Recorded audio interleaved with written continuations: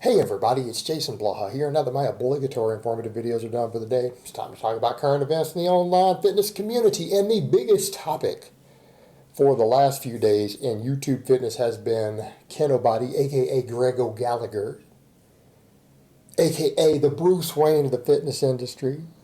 We're going to skip the Bane impression today. He started a program called NattyVerified. So let me go ahead and put on my +5 hat of speechcraft, lovingly called my +5 hat of autism by many of you, and let's talk about this, because everyone's been asking me about this, and I'm sorry guys. You guys need to remember, I actually do take a hiatus from YouTube sometimes. You don't notice it because I upload 20, 30 videos at a time sometimes and leave them on private. But every now and then I need a few days away from YouTube. I don't watch any videos. I don't make any videos. Like all of you, you sometimes need to set your job aside. You don't work 30 days a month straight all the time, guys. Trust me, most of you don't do that at your jobs. I got to have a break from it every now and then. But an enormous number of people have been asking me about this. My thoughts. I've only watched this first video on it. I haven't seen the other stuff. This is stuff I probably need to check out and cover later, get into more detail. My initial thoughts on the idea of making people who want to claim natural on YouTube fitness be subjected to drug testing. Now, that's a fascinating topic. And you know, Greg said he thinks I would support the idea. I actually support the idea. I support the idea. Now, the implementation of it, and this is where I think Greg is going to run into problems. Greg is an outsider in the industry in a way like I am, meaning he's done his own thing. I've been a little bit involved with it, and I realize I don't like this industry. I do not like the online fitness industry. I don't like YouTube fitness personalities for the most part. Right? I think the majority of people in this industry are con men, jackass pieces of shit. That includes most of y'all's heroes, so let's just call it what it is. And most of them don't know anything about training or anything else other than how to fit this needle in their butt. And that's fine, because I'm not even anti-gear. Not even anti-gear. I'm against people conning people. So the point we come to, Greg is an outsider, and I don't think he understands how deeply entrenched the fake natty situation is. Now, Greg has a growing empire. Greg has resources. He might be one of the people who could maybe push back against the fake natty thing right now. But as it stands, $10,000 is not even going to be close to the investment you need to really fight this. Because the problem you have, Greg, you are fighting against a marketing machine.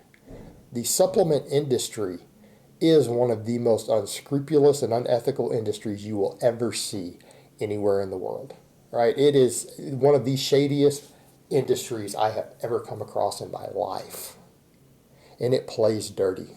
I mean, some of them worked pretty hard, spent a lot of money trying to bury me.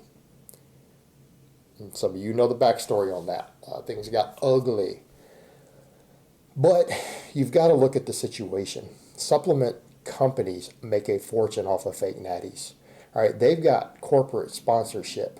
There's a vested interest in shutting this sort of thing down. And what you're going to have happen, Greg, I'm going to be honest with you, there are going to be companies who are going to give you lip service. They're going to be like, yeah, I like this idea. I support this idea. I support this idea. And they're going to work against you, because this will cost them money. There's a whole industry built around convincing young men that these products will make them look like these guys who are all on trend. And let's be fair here. It's not just a few of the guys on YouTube fitness who are using a bit of gear. It's the overwhelming majority. The overwhelming majority of guys who are claiming natural here are using gear. And I'm not even saying that being a hater. I'm just talking from reality. Because let's be honest here, gear use is prevalent. Every single gym you go to anywhere in the world has gear users, including America, including Canada. Every gym. Any gym you go to. You can go to your little local tiny gym that you think is a little crappy box gym, doesn't even have a squat rack. There's probably 5 guys there who use gear. A survey they did in the United Kingdom, they found that 1 in 3 men who attend a gym regularly have done at least one cycle of anabolics. 1 in 3 guys in the gym. So you guys walk into any British gym, anywhere in the UK, every 3rd guy there has done gear, either on or has done it. 1 in 3, and that was a government survey. All right, it's prevalent. So when you're dealing with an industry to where people know they can make more money by using some gear, particularly if they don't have the training knowledge, Of course they do. It is what it is, and you're trying to fight against that. So the point I would make here, I like the idea. I actually support the concept of what he's trying to do here. Your problem is going to be implementation, because number one, how are you going to get everybody on board? You know, it's going to end up being a clique of people who are going to be like, oh yeah, that's cute, man, and they'll just ignore you. And let's be honest here, when someone has 500,000 or 1 million YouTube followers and they're in YouTube fitness, right? They're in this industry, they can just ignore you and laugh about your NattyVerified and say, I don't need to take your test. That'd be the end of it. You're not going to unseat them. They're not going to lose followers over it. Even if they lose a few followers, the only way you're actually going to hurt those people's outreach is if you sit there and call them out by name over and over and over. In other words, if you could take some fitness YouTuber who won't enroll in your NattyVerified thing, literally the only way you're going to hurt their outreach if they just ignore you or laugh at you, you can't stop them. They're not going to lose followers unless literally everybody enrolled in your program calls them out on a daily basis. Like literally the only way you're going to push this through is so much peer pressure that every single person who's claiming Natty and YouTube fitness, that everyone involved in your program, like let's say you get 12 other YouTubers involved, they're going to have to address that person every single day, 7 days a week on their social media for 6 months straight. Because if they don't, that person is going to just continue to grow followers because they're going to ignore your movement. And that's the problem you're going to have. It's going to be hard for you to enforce it. And the people who are the biggest names conning the most people, they're just going to keep on with business as usual. You're going to get a lot of low-level people. Now, what you're going to have, you're going to end up having a clique of people. It's going to be a network of people who end up supporting each other through your movement is what you're looking at. But you're not going to unseat the big names. You're not. And if they're already making a lot of money, if you have anyone who's making more than a couple $100,000 a year, and they want to just kind of do your thing for the fun of it, they can find ways to cheat. It honestly, that's the problem you have even in the natural bodybuilding world. It's not that hard to cheat. It's not like you're going to be enrolling people in Olympic level testing, IOC, right? You're not going to be able to do that. And it will reduce what people can use. But when people know, hey, I have a drug test coming every 12 weeks, a urine test, at 10 a.m., every Tuesday of every 12th week, right? They can juice their ass off and beat that. They can't use everything they might want to use. They can use a lot of anabolics. They can use a lot of peptides. There's a lot of things they can use and just pass that with flying colors. They'll have to come off of it periodically. They'll have to be careful with it. But the problem is people will still be able to beat that sort of testing. It can be done, and it's not even that difficult. It just means they're going to be limited. They're not going to be able to use the things that they prefer to use. Like guys on TRT are going to be the ones who fail that every time because like test SIP, TRT prescription, detectable 4 or 5 months, even after you come off. So if you're on TRT and you come off, you're going to piss dirty 3 months from now still.